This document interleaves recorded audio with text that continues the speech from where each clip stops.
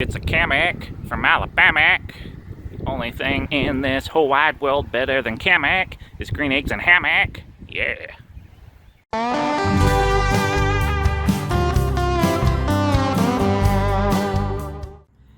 Hey everybody, Mikeycat Outdoors. What are we doing today? I'm in a Kammok commercial hammock. So, got a couple of Bobcat 45-degree quilts. Got one strapped on the bottom as an underquilt, and got another one up here with me as a top quilt. I bought this a year and a half, something ago. Bought a couple of them, and they're okay. There are some complaints I have about them. I'll go into a few details here, but let's check it out. So at the peak end, I've got a little storage bag. I don't remember if I bought this separately or if it came with, but straps in at the top and two little points on the sides, and up at the very top of the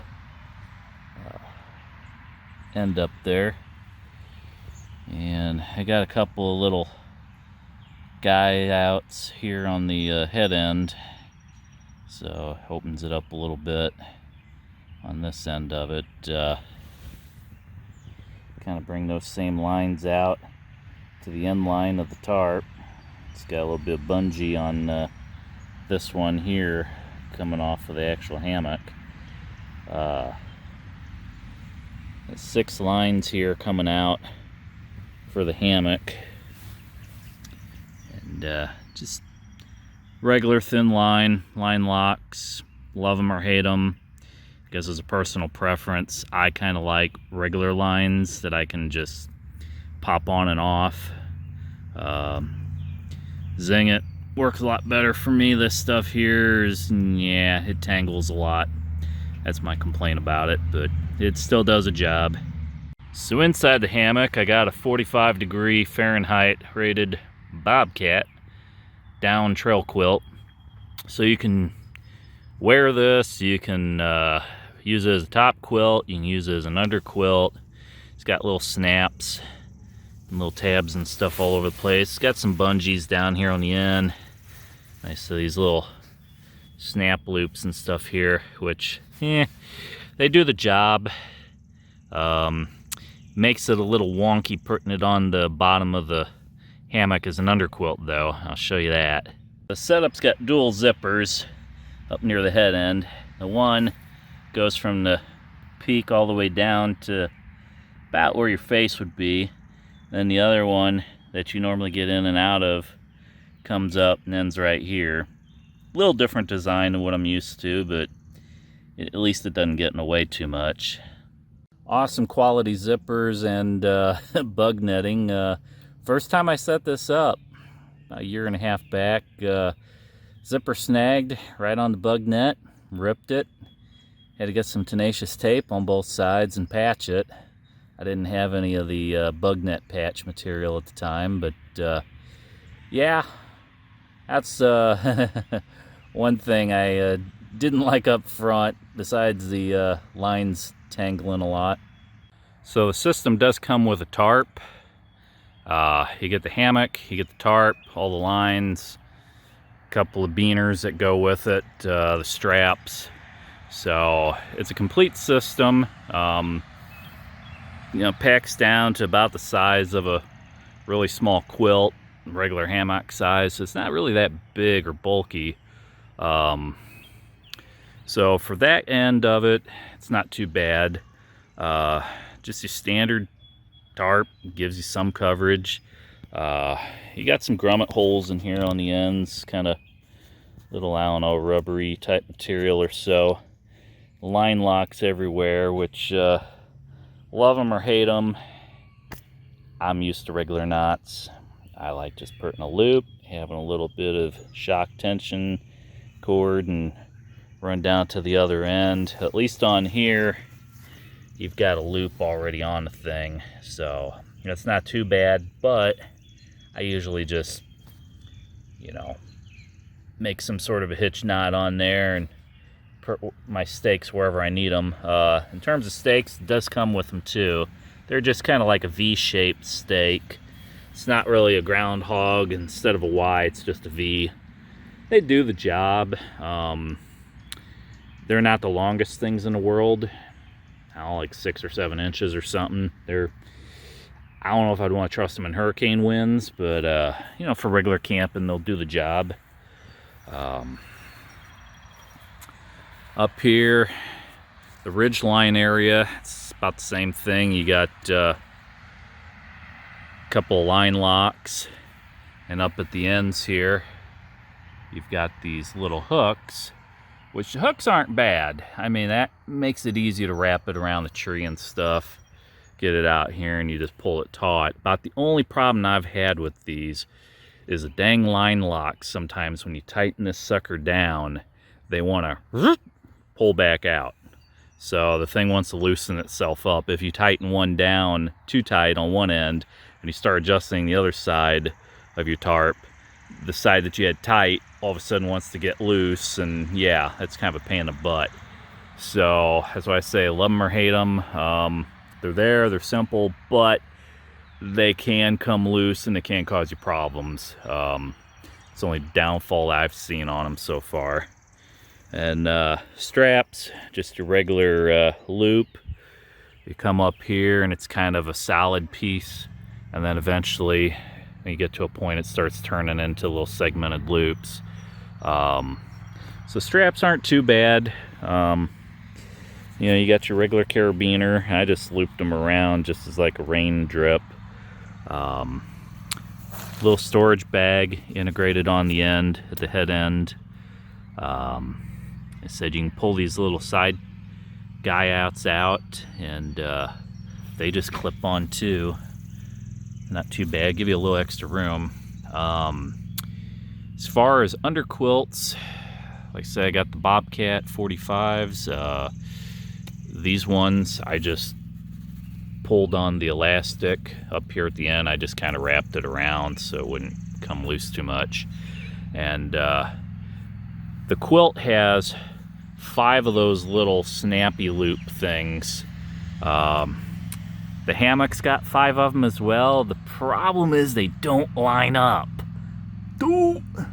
So that's one thing I don't like about it. So if you do the ones at the ends of the quilt and the ends of the hammock, and then you go to the very center of the hammock and the very center of the quilt and do that third spot, that's all you do.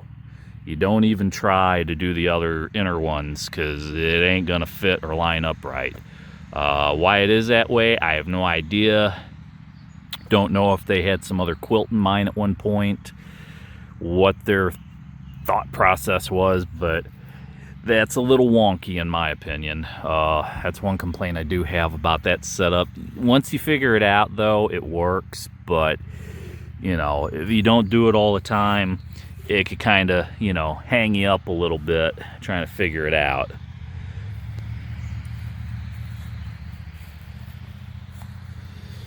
Got your nice Kammok name there. Overall, it's not a bad system for the money. Although I do have kind of a prejudicial preference towards hammock gear hammocks. They just seem to work better. Also like war bonnet hammocks. They seem to work fairly well. You know, I haven't tried Dutch wear gear yet, but I know a lot of the cottage industry ones, they seem to just have their act together. They work well when you get a system. This one, it'll do the job. It just feels like that maybe they kludged some things together here and there and didn't really think all of it through. So for the money, it wasn't too bad. Got it all as a set around, I don't know when that was, summer or Christmas, I don't remember. I guess it was Christmas 2 years ago. So they had, I don't know, like 30% off or something, and made the price decent on it. But I mean, if it's something you want to check out, feel free. Just know what you're getting, and like I say, you can get 30-degree quilts, 45-degree quilts. You can get different models that they sell on their website. So this is the Mantis all-in-one hammock system. Still got the tag on it. Woo! Tell how much I use it. But yeah, every once in a while you just got to break your gear out and, you know, try it out. So I want to try to have a go at this tonight. It's supposed to be rain in the forecast, so yeah, we'll see.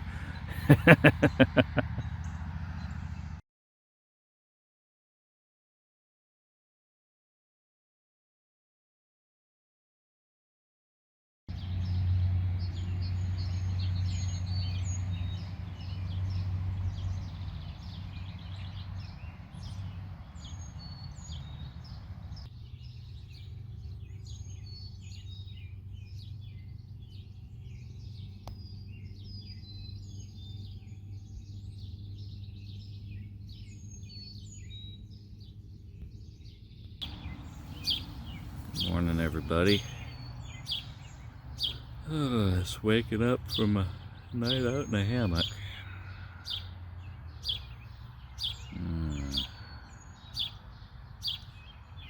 Wake up in the middle of the night, you know, do my thing, and took a while to get back to sleep. A lot of noises and trucks and neighbor coming home at, I don't know, 3:30 or something in the morning. Slammed the door a few times and slammed some stuff around, and now they eventually left. And I don't know what was going on there. It's kind of goofy. I think he works at night, but it's like the first I've ever heard like somebody come back, slam stuff, and then leave again. It's like nothing open at that hour of the night, so no. But other than that, slept alright. Yeah, I mean, if I was kind of straight in the hammock, I was getting a little calf ridge, but when I went a little more angled, that straightened itself out, and not too bad. I'll wake my butt up and go get to work and have a good long day of work. Yeah. Normally I try to do all my camping on the weekends.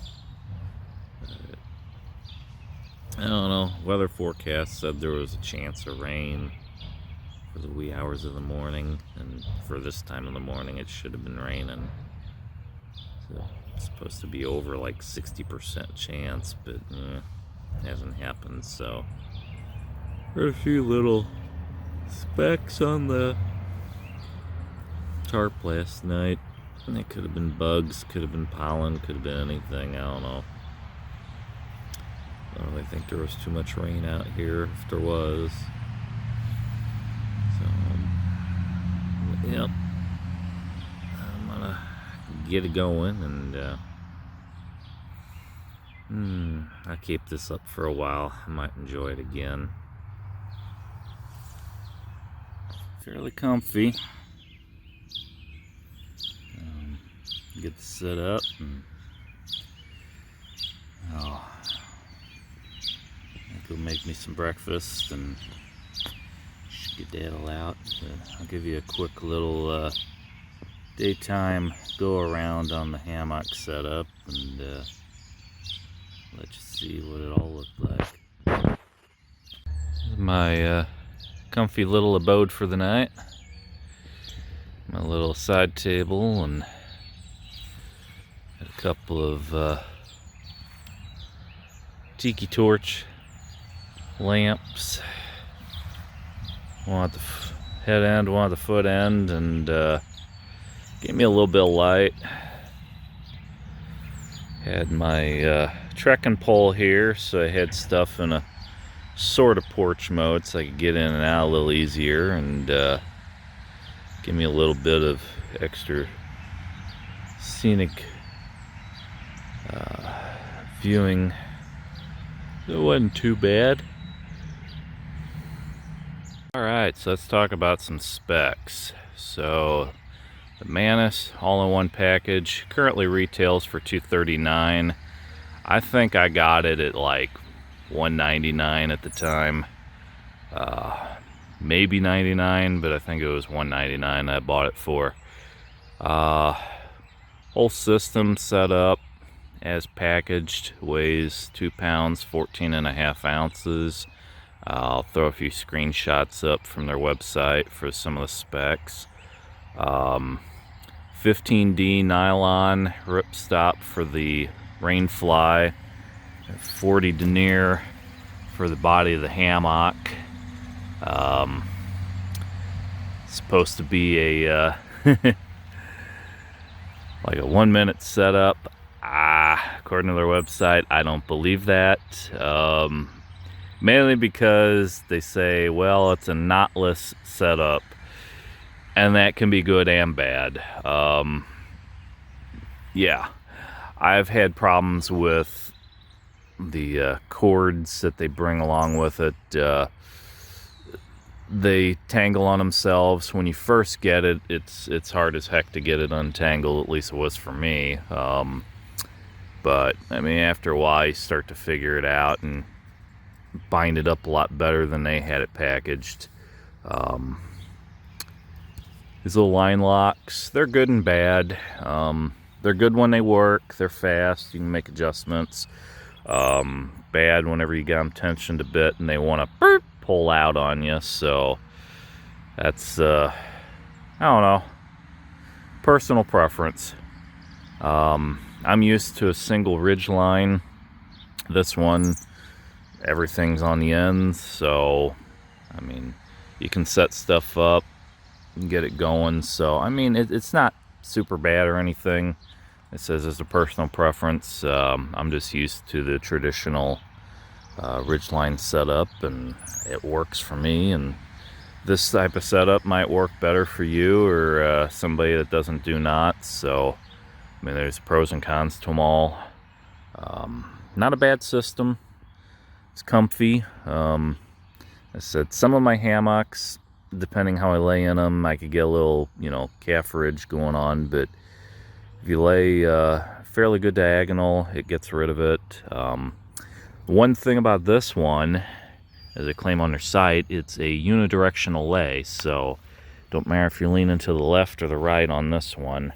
Most of them I tend to lean with my feet over to the right and my head to the left, but this one you can do either way. That's one neat thing about it. But, so just to give you all the info that I kind of know and let you make your own decision, and this might be the perfect gift for somebody that you know, or you know, if you're more advanced, you might want to look at the, you know, smaller shops and get something customized. But I mean, you know, it's got a few quirks, I'll admit that. Once you get around them though, I mean, the system works. The underquilt, top quilt thing, I mean, it's kind of nice. You got a little versatility. I just did a little bit of wrapping my shot cord around and pulled it nice and tight, and didn't have any drafts or anything in the middle of the night. Didn't have any wind either. My one thing I kind of don't like the best is just the way it hangs on those little loops there for the suspension for the underquilt. Let's say you got one over here that's just kind of dangling loose, and the next hook is like, shoot, I don't even know where it's at. So this stuff just doesn't line up exactly right. I mean, you can kind of see it down here on the end. You got a loop here, and you got your loop on the hammock way back there, so you can see there's like 8 inches or something between those two. There's no way that's gonna mate up. But if you do the center one, you do the end ones, 3 points of contact, that's basically what gets you there. Bugnet is detachable.